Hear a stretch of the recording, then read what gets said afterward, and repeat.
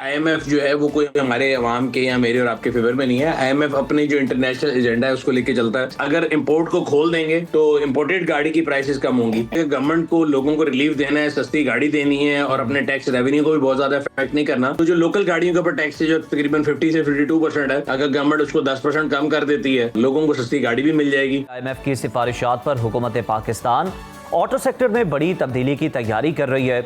इस मुजवजा पॉलिसी के तहत गाड़ियों की दरामद पर आए तिजारती रुकावटों को कम या ख़त्म करने की बात हो रही है। खास तौर पर पुरानी गाड़ियों की दरामद को मजीद आसान बनाने की तजवीज़ ज़ेर गौर है। आईएमएफ की 2025 की कंट्री रिपोर्ट में पाकिस्तान के ऑटो सेक्टर को गैर मसाबकती करार दिया गया है। रिपोर्ट में कहा गया है कि मकामी कार साज इदारों को गैर मामूली तहफ़्फ़ुज़ हासिल है, जिसकी वजह से ना सिर्फ गाड़ियाँ महंगी हैं बल्कि सारिफ के पास इंतखाब की भी महदूद हद है। आईएमएफ की तजवीज़ है कि सिर्फ 3 साल पुरानी गाड़ियों की दरामद की मौजूदा हद को बढ़ाकर 5 साल किया जाए। एडिशनल कस्टम ड्यूटी और रेगुलेटरी ड्यूटी को 2030 तक मरहलावार ख़त्म किया जाए और मौजूदा 5 साल टैरिफ स्लेब को सादा बनाकर ज़्यादा से ज़्यादा कस्टम ड्यूटी 15% तक लाई जाए। माहिरीन का कहना है कि अगर इन तजवीज़ पर अमल हुआ तो 5 साल पुरानी गाड़ी की कीमत 3 साल पुरानी के मुकाबले में 5 से 7 लाख रुपए कम हो सकती है। ये सार्फिन के लिए बड़ी सहूलत होगी।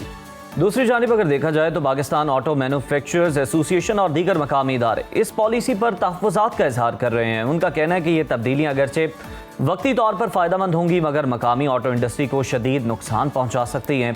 30 लाख से ज़ायद अफराद का रोज़गार ख़तरे में पड़ सकता है और हुकूमत को अरबों रुपए के रेवेन्यू का नुकसान हो सकता है। इस सारे मामले की हकीकत जानने के लिए हमारे साथ मौजूद हैं ऑटोमोबाइल एक्सपर्ट सुनील मन साहब। सुनील साहब, गुड मॉर्निंग एंड सुनो पाकिस्तान। सबसे पहले हम आपसे ये जानना चाहेंगे कि आईएमएफ की इस रिपोर्ट में जो तजावीज़ दी गई हैं उनके पीछे बुनियादी मकासद क्या हैं? क्या वाकई ये इक़दाम सारिफीन के हक़ में होंगे? क्योंकि अगर सारिफीन के हक़ में चले जाएं तो मैं आपकी वीडियो का हवाला देना चाहूँगा जिसमें आप ये बात कर रहे थे कि जो गाड़ी बिकती है, जो लोकल मैन्युफैक्चर होती है, उसमें से आधा जो पैसा है वो गवर्नमेंट को जाता है। तो अगर सारिफीन को जो है फ़ायदा मिलना शुरू हो जाएगा तो फिर गवर्नमेंट के ख़जाने में तो पैसा कम आएगा। जी बिल्कुल ठीक है, thank you very much for inviting. सबसे पहली बात ये कि आईएमएफ की बात का जो है ना मकसद क्या है। हम हमेशा सुनते हैं हमारे मुल्क में, हमारे साथ जब कोई चीज़ बुरी होती है तो हमें कहते हैं जी आईएमएफ ने कहा है बिल महंगा कर दो, ये कर दो। सो आइडली आईएमएफ जो है वो कोई हमारे अवाम के या मेरे और आपके फेवर में नहीं है। आईएमएफ अपने जो इंटरनेशनल एजेंडा है उसको लेके चलता है, जिसके मुताबिक वो ये कह रहे हैं कि पूरी दुनिया में फ्री ट्रेड होनी चाहिए, जो कि मैं उससे एग्री नहीं करता। ये दुनिया पूरी में यही होता है कि अगर आपने अपनी इंडस्ट्री को बनाना है तो पहले आप उसको प्रोटेक्ट करते हैं, फिर आप उसको जो है ना दुनिया के लिए ओपन करते हैं। फॉर एग्जांपल हम अपने हमसाया मुल्क के बारे में अक्सर करते हैं बात के जी उनकी ऑटो इंडस्ट्री बड़ी अच्छी चलती है ये वो।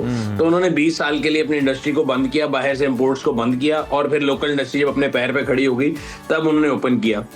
अब आईएमएफ ये कहता है कि जी पूरी दुनिया में जो है फ्री ट्रेड होनी चाहिए। तो पाकिस्तान में अगर आप गाड़ी इंपोर्ट करते हैं तो उस पर custom duty, additional custom duty, RD, 3 चीजें लगी हुई हैं। वो कह रहे हैं कि जी आप इनको कम करें, बैरियर्स को कम करें, पूरी दुनिया को ओपन प्लेइंग फील्ड बना दें।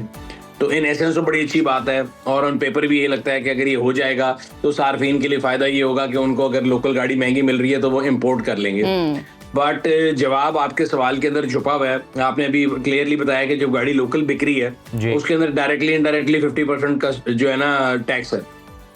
और अगर गवर्नमेंट जो है आपकी जो है लोकल इंडस्ट्री को तबाह करती है तो ऐसा है कि समझे ऐसी जगह जहां से आपको पैसे आ रहे थे आप उसको तबाह कर रहे हैं। तो मुझे नहीं लगता कोई ऐसा इतना खास लोकल इंडस्ट्री पे फर्क पड़ेगा।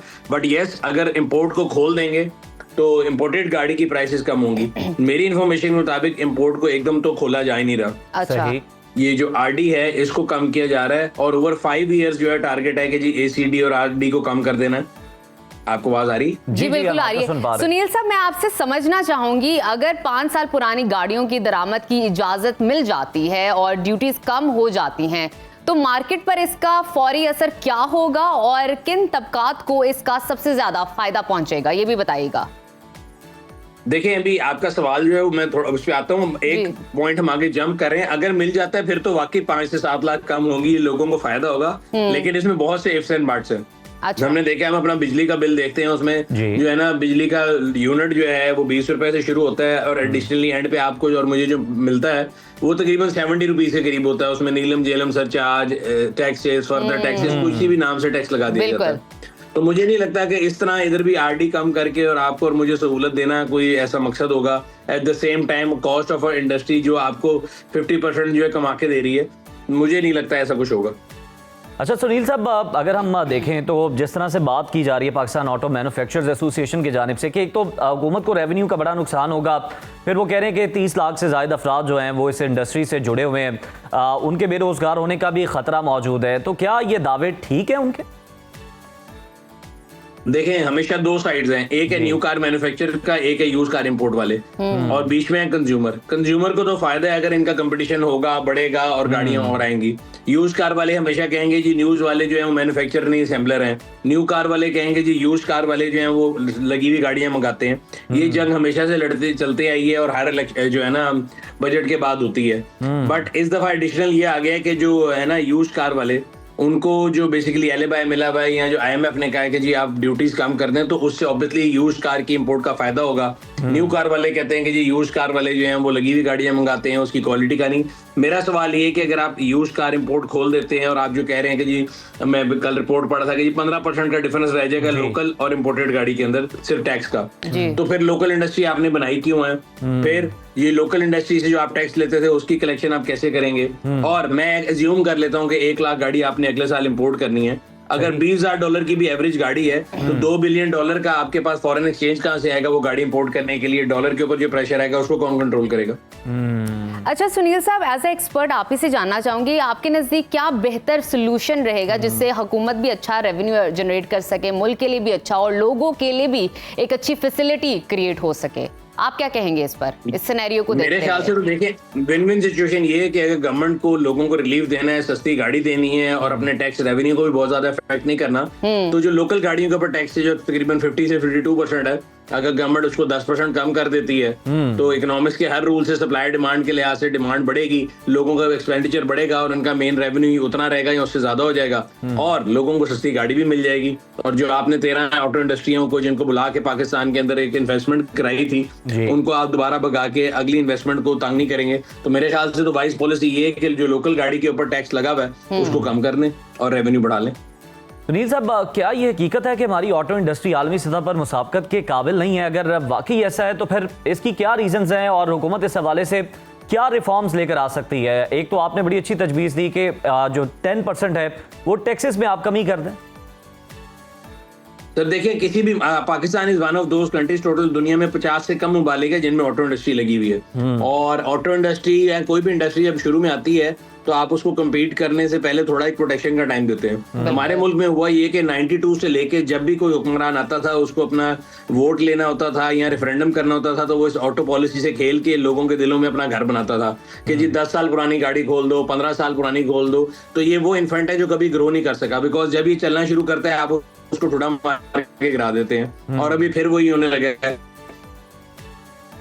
जी। आपने 2016 में ऑटो पॉलिसी लेके आए जिसके तहत आपके पास 13 ऑटो मैन्युफैक्चरर आए। It's a huge investment. उन्होंने और कई प्लांट भी लगने वाले हैं। तो मैं अगर उनकी जगह हूं, मैं तो ये सोच रहा हूँ इस टाइम बैठ के कि मैं प्लांट लगा ही क्यों रहा हूं, क्योंकि यहाँ पे तो कोई एक वर्ड है ही नहीं, हर रोज पॉलिसी चेंज होती है।